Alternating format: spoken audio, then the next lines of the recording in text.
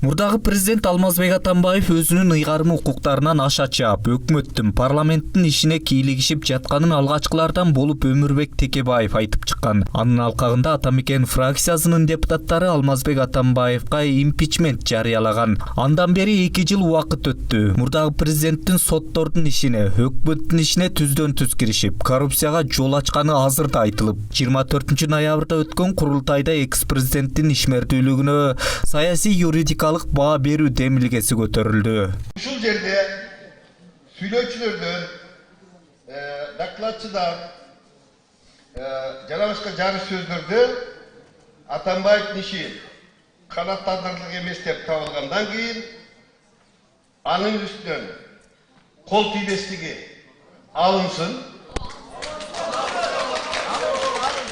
деген мыйзам долбоорун жогорку кеңеш кабыл алыш керек. Ошондуктан экс-президенттик деген кол тийбестик алынсын деген сунушту мен добуш коём.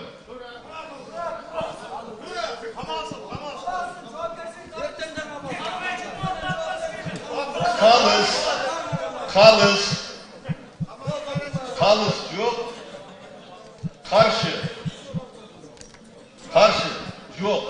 Bir doğuştan ex-prezident Atambayev'in kol тийбестиги alınsın деген чечим кабыл алынды.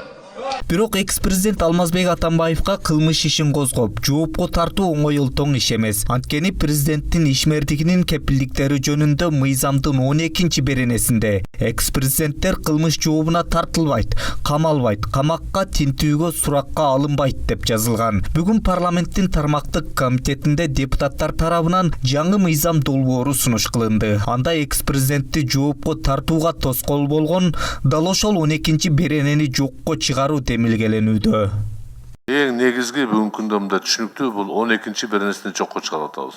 Себеби 2016 жылы жана 2010 жылы конституция өзгөрткөндө баягы переходное положение жазылып калган.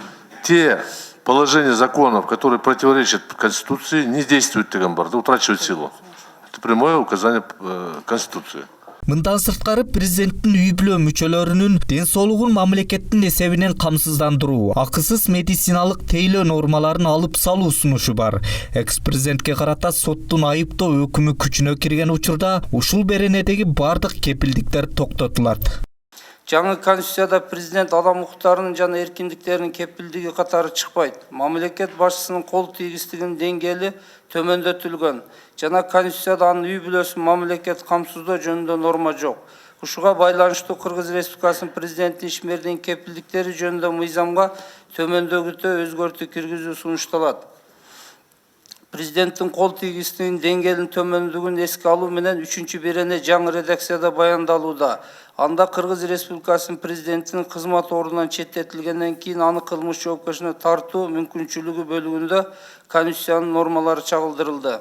Аны менен чогуу жашап турган президент үй бүлө мүчөлөрү тийиштүү артыкчылыктардан жеңилдиктер менен пайдалануларын эске алуу менен мыйзамдын 6 беренеси президенттин үй бүлө мүчөлөрүнүн чөйрөсүн белгилеген норма менен толукталды.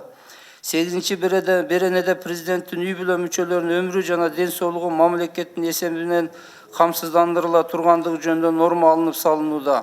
Мыйзам долбоору учурдагы саясий кырдаалга байланыштуу сунушталууда десек жаңылыштык болбос. Эгер мыйзам колдоо тапса, экс-президент Алмазбек Атамбаевга кылмыш ишин козгоого жол ачылат. Мыйзам демилгечиси Курманкул Зулушевдин айтымында, ишмердүүлүгүндө мыйзам бузуулар байкалса, эч бир президент жоопкерчиликтен кутулуп кетпейт.